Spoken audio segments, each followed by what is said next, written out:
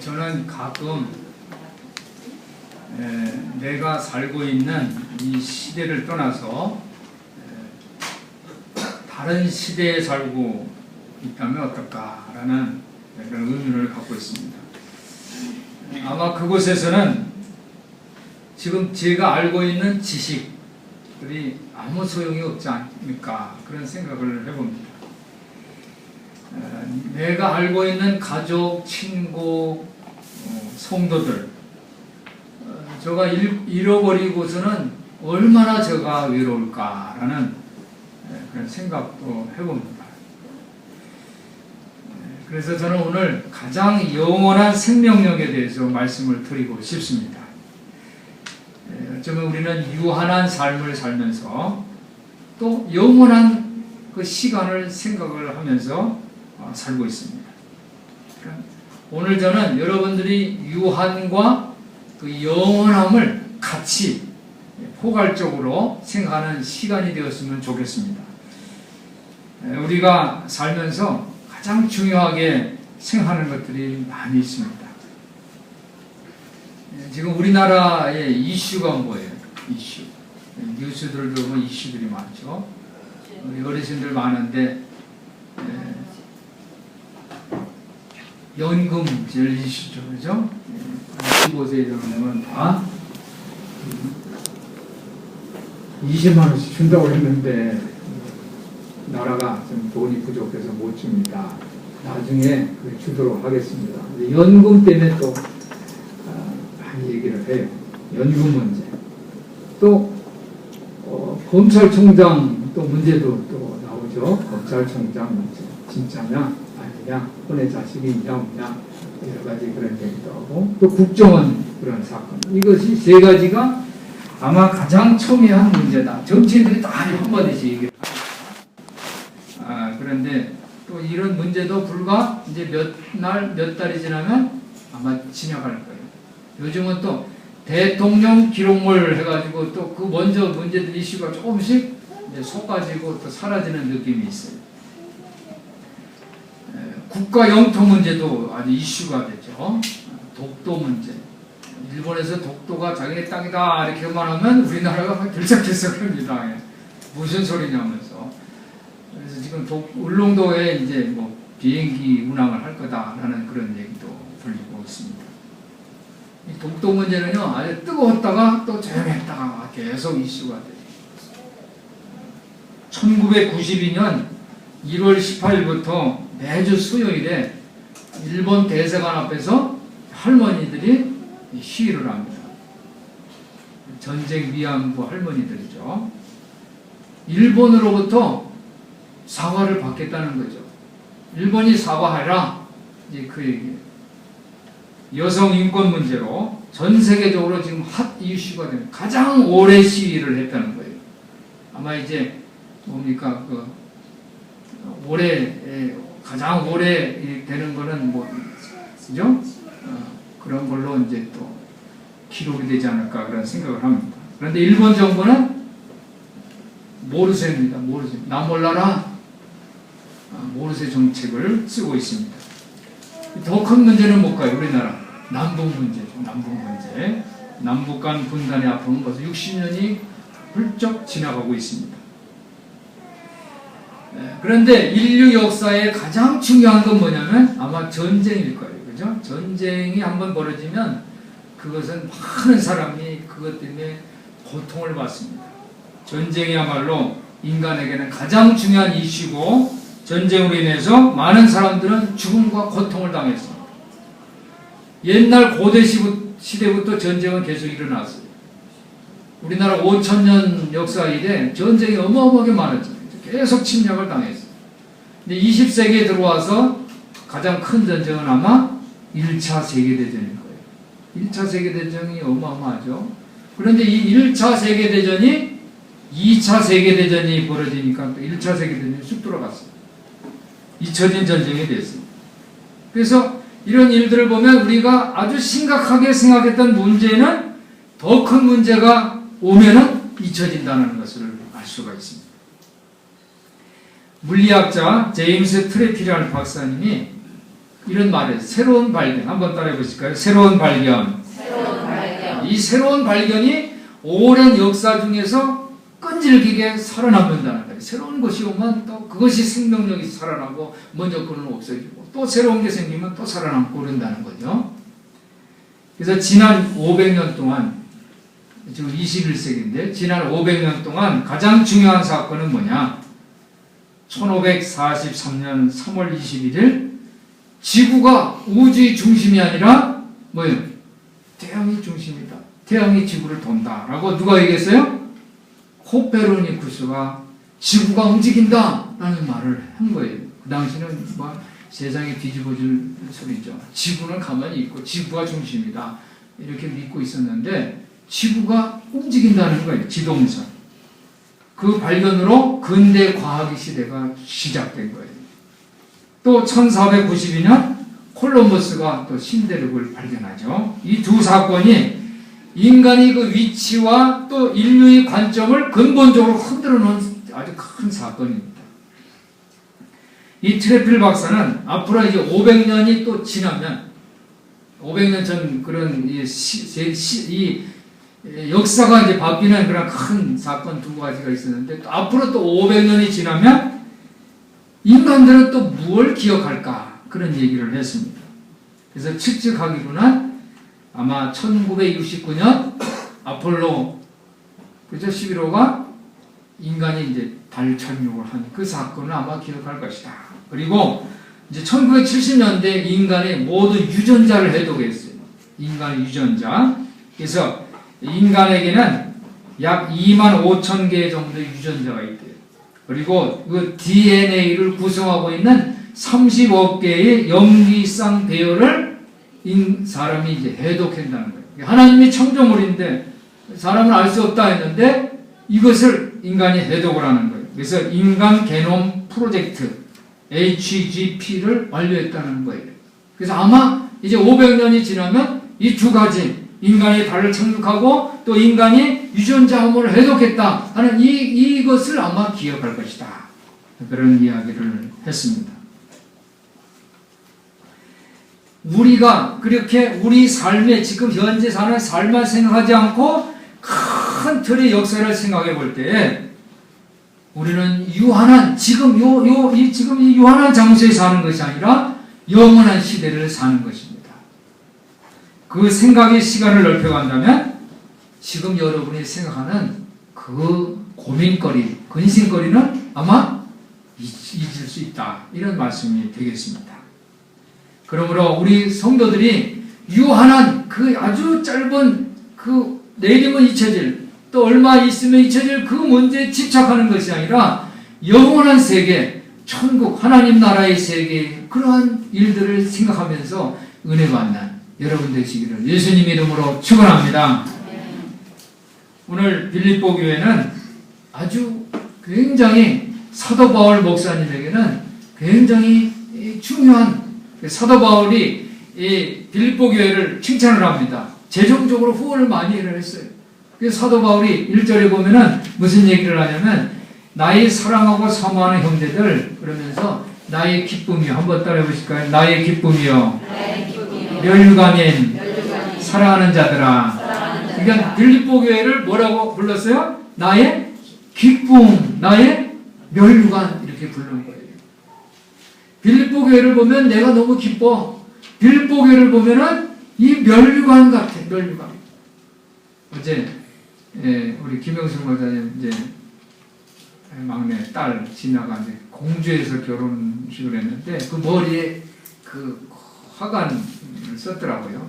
우리 지호가 그 신부를 보면서 공주에서 했다는 거는 이제 모르고 공주는 뭐예요? 이 동화책에 보면은 공주는 예쁘잖아요. 공주 보러 간다면서 그 뭡니까 행진하는 그걸로 막 신부를 하게 뛰어갔다고. 이 신부의 머리에 있는 그 화관이 참 아름답더라고요.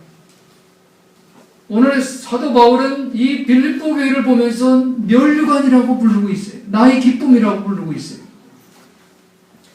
그런데 이 빌립보 교회가 왜 나의 기쁨이고 멸류관이냐 하는 것은 이 사도 바울이 목회를 하는데 재정적으로 계속 지원했던 그것뿐이 아니고 그것보다 더 중요한 게 있는데 오늘 본문을 보면은 이 빌립보 교회의 독특한 점은 바로 빌립보 교회에 3명의 여자들이 등장을 합니다. 3명의 여자. 이 지금으로부터 2000년 전의 고대 시대는요, 여성들은 인정을 안 했던 가부장적인 그런 시대였어요. 남자들 이름을 보는 남자들의 이름이 등장하지 여성의 이름이 등장했다. 이거는 파격입니다. 근데 이 사도 바울이 여성의 이름들을 이 빌립보서를 통해서 이제 거명을 하고 있습니다. 이 빌립보 교회 여성들은 이름만 이 교회 구성원으로 여성들이 있었다. 여성이 이 이름을 이렇게 기록한 것이 아니라 이 여성들이 지도자로서 두각을 보여줬다는 거예요. 지도자. 그래서 사도 바울 목사님은 이 점을 높이 평가하고 기뻐하는 거예요. 빌립보 교회의 여성들이 뭡니까? 2절에 보니까 내가 유오디아를 권하고 순두개를 권한다 라는 말은 이 유오디아와 순두개는 여성의 이름입니다. 여성 이름. 그 여성들이 유오디아와 순두개가 뭡니까? 지도자적인 역할을 했다는 거예요. 또 한 여성은 루디아입니다. 우리 교회도 루디아 여성교회가 있는데 루디아는 이 빌립보 교회에 집을 제공을 했어요. 우리 집에서 예배 드리세요. 우리 집이 교회로 사용하세요. 이렇게 제공한 사람입니다. 그런데 이 빌립보 교회는 그럼 여성만 지도력을 발휘했는가? 그 아니에요. 두 남성이 있었는데 3절에 보면 또 참으로 나와 멍에를 같이 한 자 내게 구하노니 복음에 나와 함께 힘쓰던 저 부녀들을 돕고 또한 글레멘드와 글레멘드 한번 따라해 보시기 바랍니다. 글레멘드가 있고 또 그 다음에 18절에 보면요 내게는 모든 것이 있고 또 풍부한지라 에바브로디도 편에 너희 준 것을 받았다. 에바브로디도 한번 따라해 보실까요? 에바브로디도 그러니까 두 남성 글레멘드와 에바브로디라는 그런 지도자가 있었다는 거예요. 그래서 빌립보 교회는 이 에바브로디도를 통해서 바울의 목회에 필요한 재정적인 부분을 도왔다라는 것이 오늘 성경에 기록되어 있습니다. 오늘 유오디아와 순두개는 여성 지도자지만 바울이 그들을 언급을 하는데 뭐라고 언급합니까? 2절에 보니까 내가 유오디아를 권하고 순두개를 권하노니 주 안에서 같은 마음을 품으라 그랬습니다. 그러니까 지금 이 내용을 읽어보면 유오디아와 순두개가 같은 마음을 품으라 하고 얘기했으니까 지금 둘이서 싸움을 하고 있는 거예요. 지도자인데 이 대단한 이 교회 역할을 하는 여성 지도자들인데 같은 마음을 가진 것이 아니라 서로 싸움을 하는 거예요. 다툼이 있었던 거예요. 그래서 권하고 라는 말은 내가 너희한테 아주 간청한다 라는 그런 의미가 있습니다. 주 안에서 같은 마음을 버리라 라는 것은 무슨 뜻일까? 그것은 두 여성이 야 네가 옳다 내가 옳다 그냥 막 둘이서 맞짱 틀면서 싸우는 것이 아니라 이 뭐냐면 교회를 위해서 의견이 달랐던 거예요. 예를 들면 나는 이 만수동 이 앞에 길에 나가서 LG 슈퍼마켓 그 거리에 가서 이 전도지를 뿌리고 좀 나가서 전도를 해야 된다. 아마 이렇게 이제 유오디아가 했으면 순둥이 아니다. 그렇게 해봐야 교회 오는 사람 없으니까 우리가 이래 사역을 하면서 이 도서관 홈스쿨 이런 거 노인들 하면서 아니면 우리 친구들 가족들을 그냥 교회에 전도해오는 게 더 낫다. 아마 이제 이런 예를 들었던 거예요. 실제로 그랬다는 게 아니라 예를 들어서 서로 교회를 위해서 의견을 하는데 의견이 달랐다는 거예요. 그러니까 어떻게 보면 서로 이 논쟁들을 교회를 위해서 의견을 제시하는 것은 교회를 위해서 유익할 수도 있어요. 그런데 더 중요한 게 있다는 거예요. 더 중요한 것은 자기 의견을 막 내세우는 것보다는 오늘 더 중요한 건 뭐예요? 주 안에서 같은 마음을 품는 거예요. 우리 성도들이 주 안에서 같은 마음을 품으시기를 예수님의 이름으로 축원합니다. 우리가 사람들이 모였을 때 어떤 사람이 이렇게 얘기를 주도하는 사람이 있어요. 아주 이성적으로 논리적으로 얘기를 잘하는 사람이 있어요. 근데 그게 참 중요하죠. 의견을 제시하고 이렇게 하는 게 좋습니다라고 얘기하는 것도 좋지만은 근데 보통 그런 사람들은 다른 사람 얘기를 안 들을 수가 있단 말이에요. 그리고 내가 다 알아. 이것도 알고 저것도 알고 다 알아. 그게 제일 좋은 게 아니라 더 좋은 것은 주님 안에서 같은 마음을 품는 거죠. 겸손한 마음, 자기를 낮추는 마음이 더 중요하다는 그런 말씀입니다. 우리 성도들이 겸손한 그런 낮추는 그런 마음을 가지시기를 예수님의 이름으로 부탁을 드립니다. 그래서 오늘 사도 바울은 예수님의 그 마음, 나는 마음이 온유하고 겸손하니 라고 예수님 말씀하셨는데 그 예수님의 마음을 너희들이 본받으라. 내가 간청한다. 그래서 유오디아와 순두개야 너희가 주님을 믿는 사람으로서 한 마음이 되라 라고 충고를 하는 거예요. 근데 교회의 리더십을 발휘하는 것도 중요해요. 앞에 나가서 리더십을 발휘하는 것도 중요하지만 더 중요한 것은 주님의 마음, 같은 마음, 한 마음이 되는 것이 더 중요한 것을 우리 성도들이 깨닫기를 예수님의 이름으로 부탁을 드립니다. 그래서 교회 안에서는 예수 그리스도의 그 겸손한 마음이 가장 우선시해야 돼요. 내가 뭘 말을 하고 싶어도, 내가 뭘 주장하고 싶어도 예수 그리스도의 그 겸손한 마음, 그것을 먼저 우선적으로 생각을 하면서 자기를 낮추는 그런 마음을 발휘하는 것이 바로 교회 공동체의 부흥의 지름길임을 믿습니다. 오늘 5절을 보면요. 너희 관용을 모든 사람에게 알게 하라 그랬어요. 너희 관용. 그죠? 관용이 뭐예요? 주님이 마음을 갖는 거예요. 온유한 마음을 갖는 거예요. 자기를 낮추는 거예요. 그래서 서로 다투지 말고 서로 자기를 주장하지 말고 이 관용의 그 모습을 한 마음이 되는 모습을 어떻게 합니까? 모든 사람에게 알게 하라는 거예요. 그러면서 주께서 가까우십니다. 그랬어요.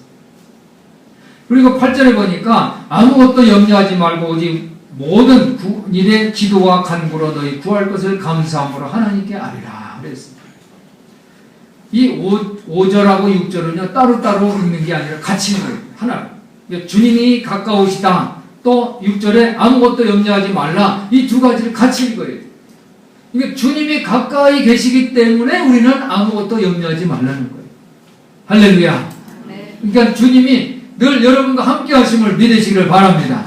주님이 가까우시다는 것은 주님이 저 하회주의소쯤에 지금 오고 계시거나 아니면 저 LG 슈퍼마켓쯤에서 주님이 오신다 이런 의미가 아니라 주님이 지금 이 문 앞에서 놓고 하신다는 거예요. 지금 오셨다는 거예요.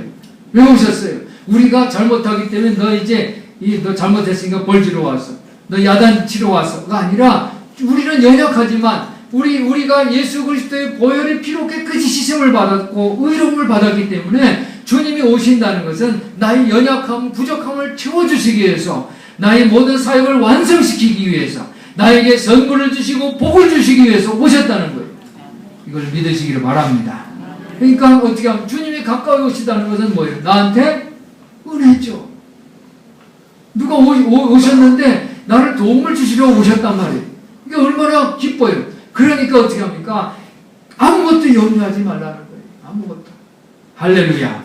오늘 여러분 이 5절 6절 말씀을 마음에 새기시기를 예수님의 이름으로 축원합니다. 주님은 늘 존재론적으로 우리와 함께 하십니다.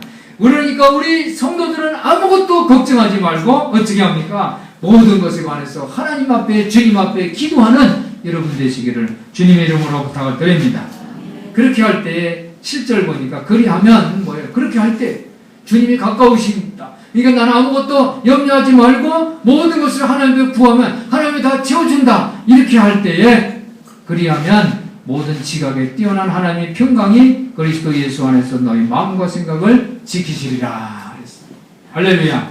그러니까 우리가 사람으로서는 감히 생각할 수도 없는 하나님의 평화가 우리와 함께하는 것을 믿으시기를 바랍니다. 사도 바울은 2000년 전의 사람이에요. 2000년.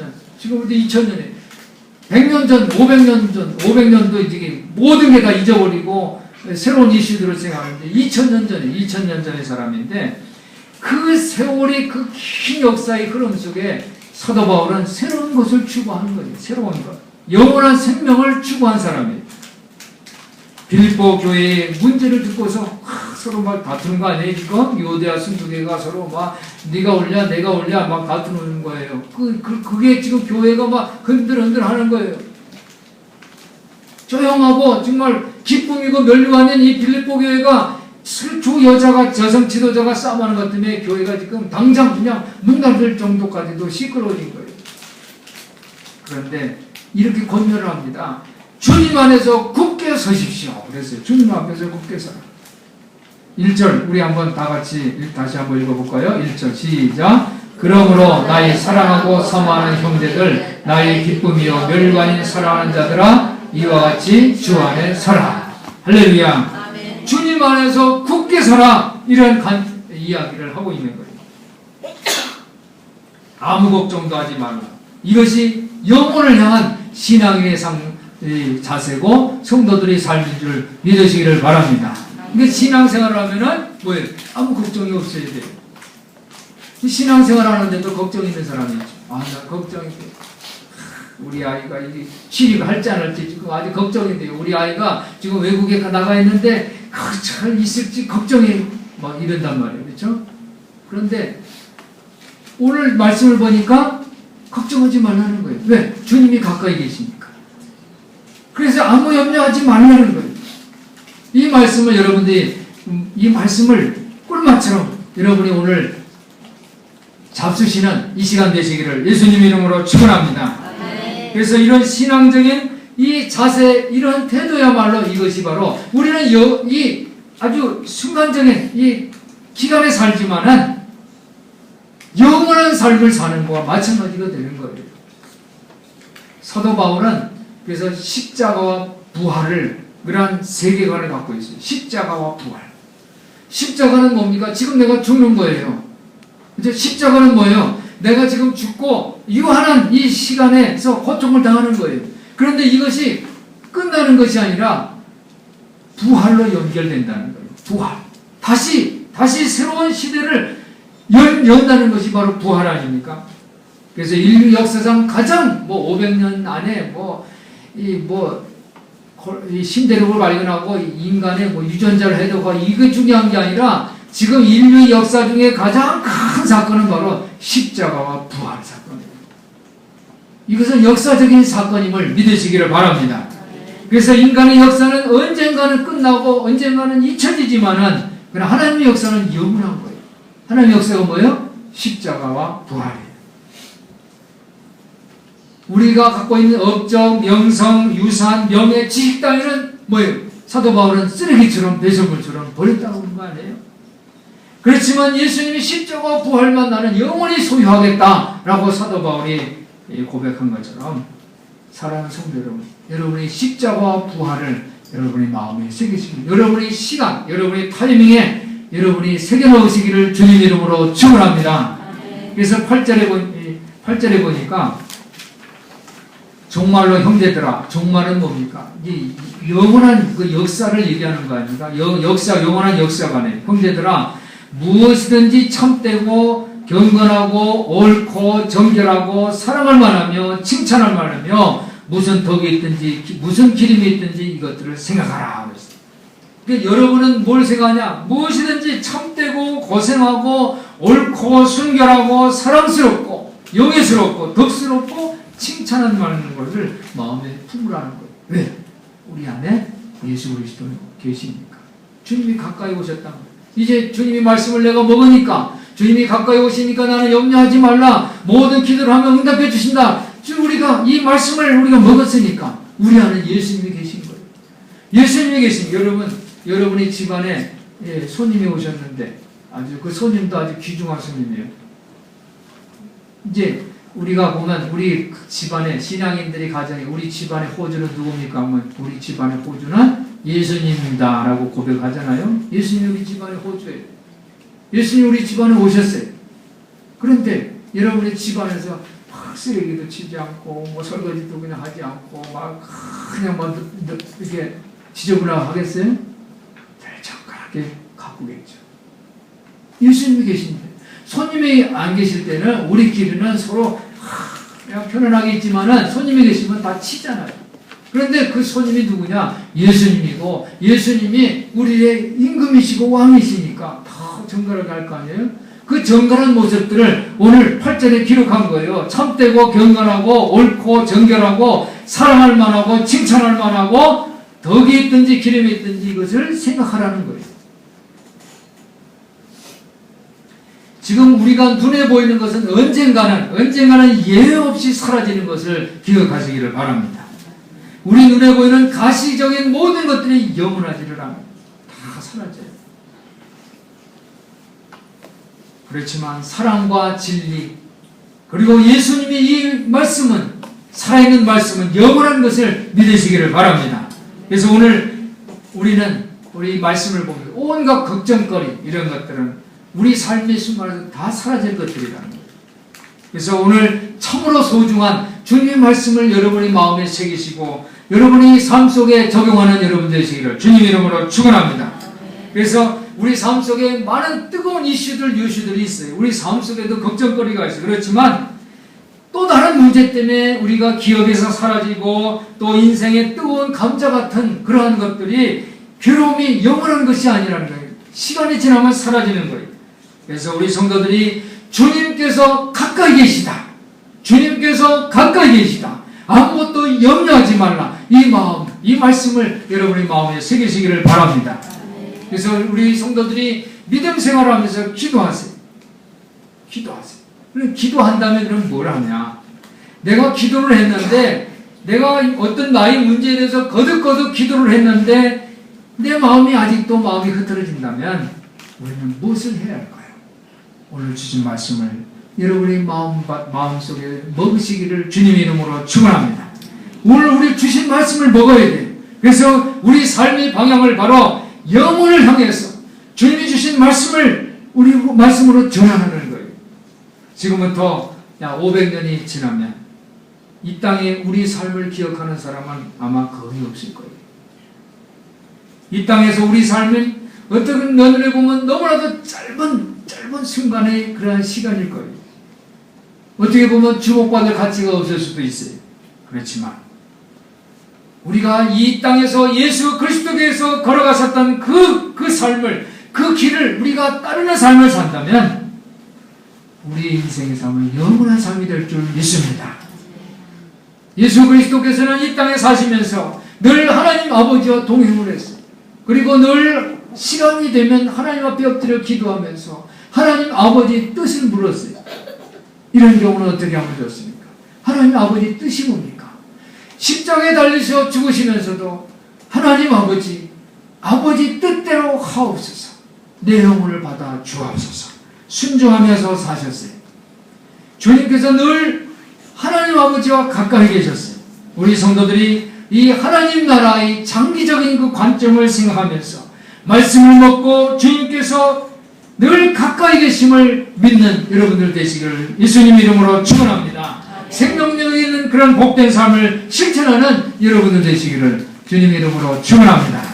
기도하겠습니다. 하나님 아버지 감사합니다. 우리 성도들이 늘 주께서 가까이 계심을 고백하는 성도들 되게 하여 주시옵소서. 주님께서 우리에게 신실하시고 큰 은혜와 복을 주심을 찬양하면서 사는 복된 삶을 살 수 있도록 은혜를 불어 주시옵소서. 우리 주 예수 그리스도 이름으로 기도하옵나이다. 아멘.